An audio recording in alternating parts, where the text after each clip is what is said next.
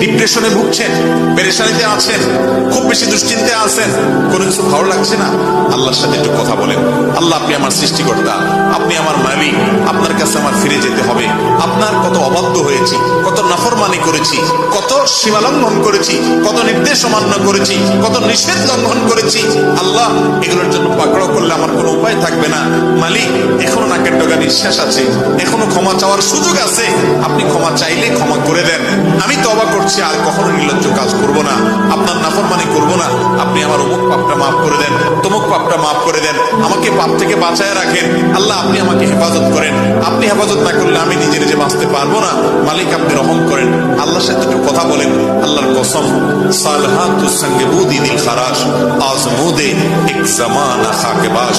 পাথর হয়ে বহুদিন ছিলেন ভাই, একটু আল্লাহর সাথে কথা বলেন, চোখের পানি ফেলেন, দোয়া করেন। বিশেষ করে ভোর রাতের দোয়া, ভোর রাতের দোয়া এটা